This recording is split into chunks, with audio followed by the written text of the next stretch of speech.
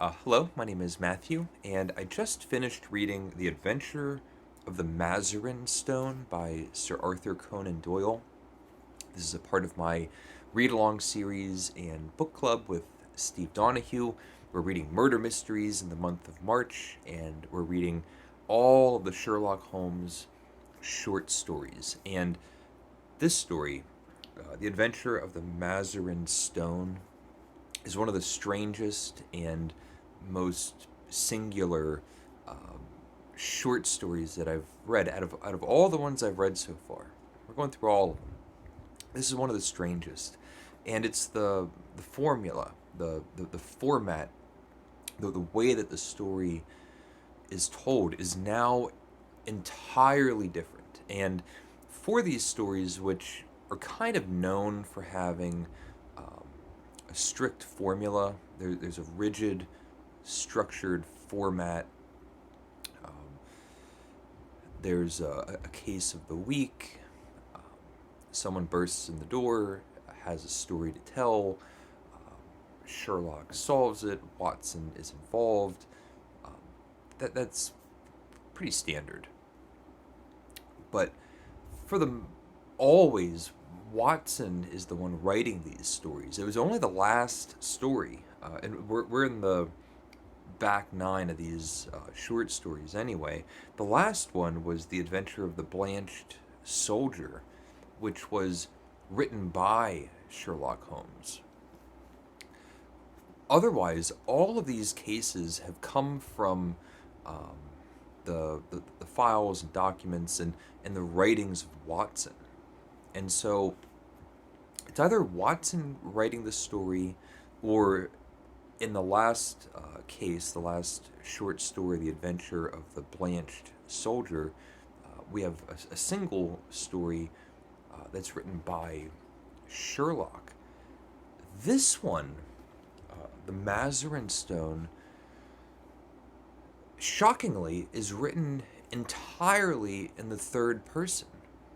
It's an omniscient narrator. It's not written by Watson. It's not written by Sherlock. It's not written by anybody. It's just a, a, a narrator looking down, entirely third person, and it's really, after reading these things, reading them all very quickly, it's disarming and strange. And um, even though the story was kind of fun, there's something off-putting and off kilter, almost distasteful. Uh, and I just kind of don't like it. I like the fact that it's Sir Arthur Conan Doyle still being experimental, and I found that with in keeping with having a rigid structure, having a formula, I've found Sir Arthur Conan Doyle to find all sorts of ways to be playful and have variety and experiment in the direction um, in which he approaches um, a fairly formulaic kind of short story. So that's my biggest takeaway from this adventure, this case, this short story, is that uh, it's in the third person. And I think I only have like nine more short stories to go. Um, I haven't looked ahead, so the last one was written by Sherlock. This one's in the third person. I don't know what to expect. I don't remember this story. In any event, we do have an introduction of a new character. Hopefully, it's only a one-off. It's Billy. Billy is a page for Sherlock, being used in the absence of Watson, who's no longer in the apartment. Um, it's unclear of the timeline is unclear where this story fits into the world of Sherlock. But Watson just returns back. He's now in the apartment. Billy is there. Mrs. Hudson is there. we're told Sherlock is in his bed. He hasn't eaten for days. He's totally obsessed. He's on this new case. Um, when they ask him when do you want to have a meal, he'll say the day after tomorrow. So he's totally in one of those excited states that Sherlock finds himself in when he's hot on the trail and all of his mental powers are directed towards the resolution of some mystery. And in this case, it's a missing diamond, and it's the Mazarin stone. And for all the strangeness and the curious decision to have this story be in third person, um, it's quite good. It's contained. It's condensed. It nearly entirely takes place just in the apartment.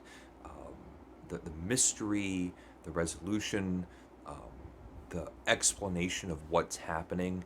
It's all just a one scene, one act episode, and it even feels smaller than some of the more minor stories. This is really just a one act play.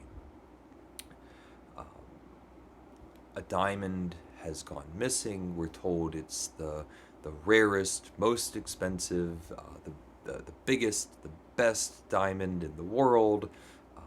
A count has it, and there's henchmen, and Sherlock has been trailing them all, and now um, Sherlock's been in his apartment for days, and Watson is now there. They have that dummy that they had from one of the older cases, the wax dummy. They have it in the window, and it has some animatronic capacity, moves around a little bit. It's supposed to be the spitting image of Sherlock. They have that thing in the window. Sherlock and Watson start talking, and Sherlock says, well, there's a chance I'm going to get murdered tonight. And Watson says, well, I'm going to stay here with you. And he goes, well, you're just going to get in the way. You go off to Scotland Yard. I'm expecting this count who is the actual thief. He's coming to the apartment.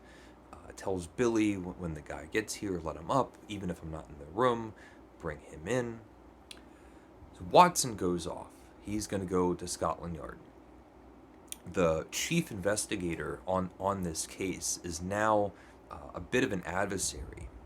It's not some of these young upstarts that we've seen, or some of the little bit more seasoned detectives that have been modeling themselves after Sherlock. It's not the inept Lestrade. It's this other inspector who hopes that Sherlock fails, doesn't like him, doesn't like his methods, and would rather that the stone go missing than Sherlock succeed. Watson's off to try to bring that inspector and maybe other inspectors from Scotland Yard.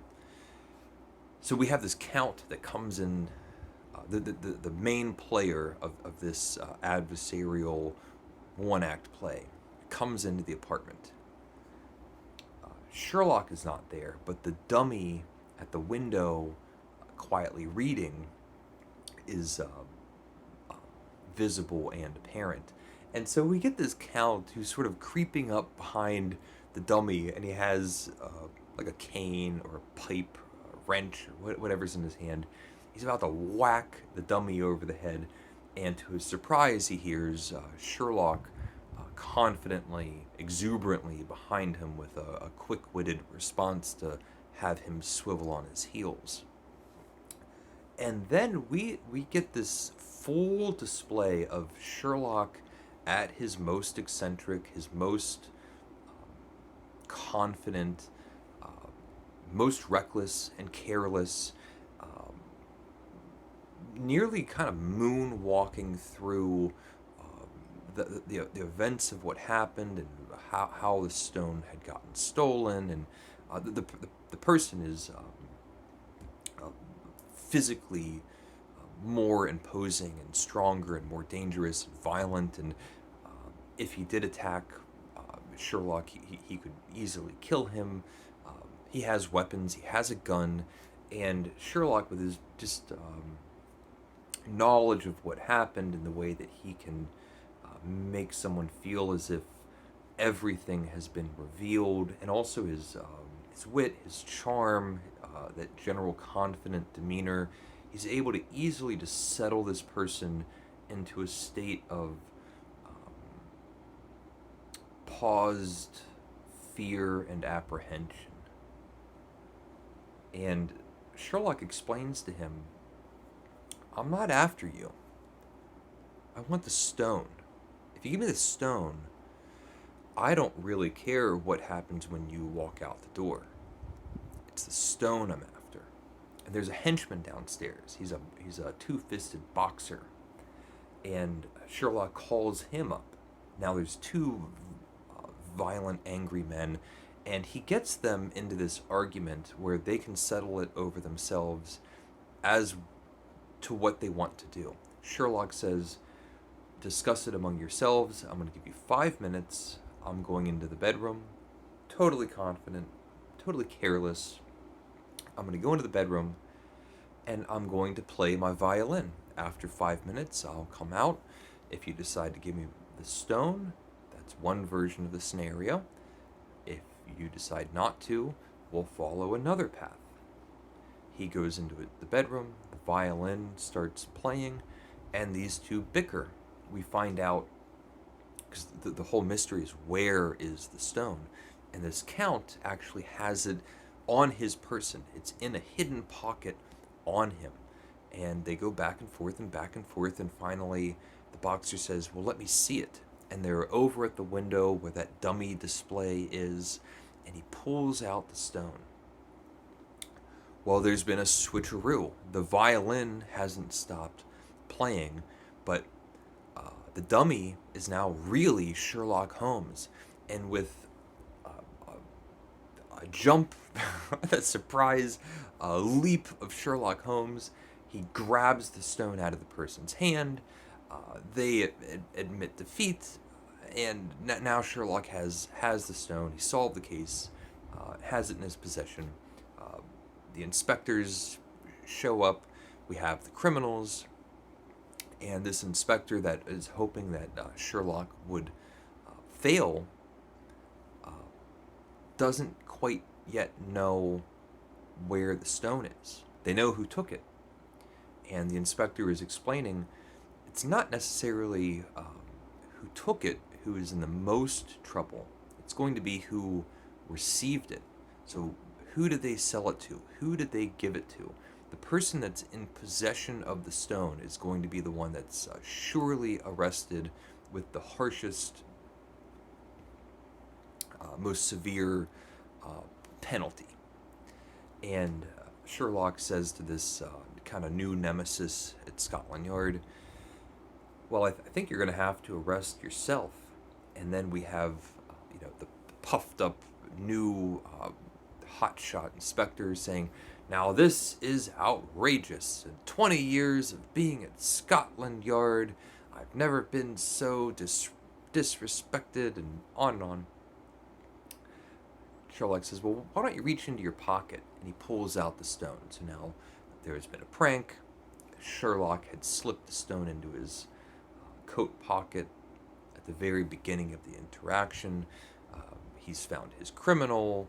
He has the stone. The stone has been returned in the safe hands of Scotland Yard. He had a little bit of an upper hand banter with this, I think, one-off hot-headed inspector. Watson is impressed, and it's just a one-act play. Satisfying and fun. Not the best, not the most clever.